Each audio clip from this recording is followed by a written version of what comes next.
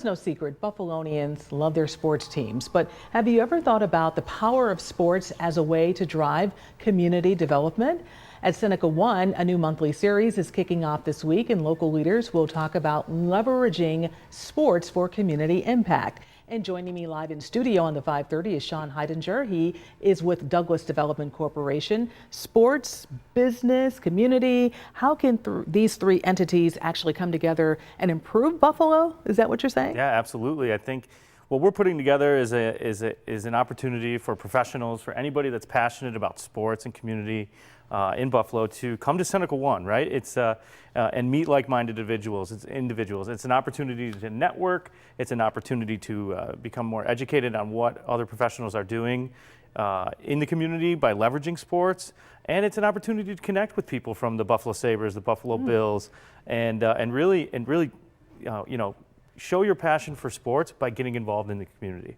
You know, I know you're going to be having a lot of panelists who are going to be speaking, but give me an example of how some of the panelists who will be speaking have actually used community engagement and involvement in conjunction with sports. Yeah, I think, we have an incredible list of panelists, and, at SenecaOneBuffalo.com is the best resource to learn about our panelists. But in my opinion, I think what I'm most excited to hear about is a friend of mine, Andrew Bennett. And Andrew Bennett is at Kaleida Health.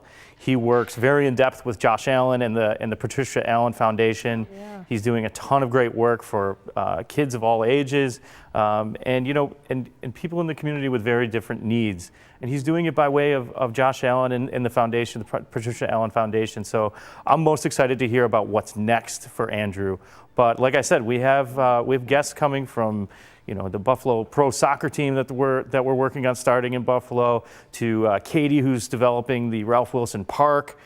So if you're into sports and recreation in Buffalo, this is an event you want to get to. I think this is cool what you're saying. One of the other things I think when I hear about creating this group chat, we know how Bill's Mafia started, right? And then it became a movement. Is this a movement that you're talking about? Here's the thing, group chat is we're going to start with sports because we know that that hits home with people in Buffalo.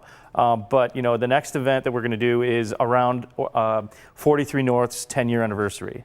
After that, we're going to dive into media, and we're going to dive into local art and culture. So we're gonna get momentum off of sports, and we're going to grow from there. But at the end of the day, we will do creative events to get people to learn about what's going on at Seneca One. And why should fans and even non-fans get involved? Because there are some out there who are like, I'm not following any sports teams or anything like that. But why should they also get involved? Yeah, I think, if you look at what Seneca One does and what we represent progress in downtown Buffalo. And every single tenant at Seneca One and every single person that's attending this event is hiring. Right? So if you are looking for a job, if you're passionate about sports, there are jobs in sports in Buffalo, and we're going to talk about that.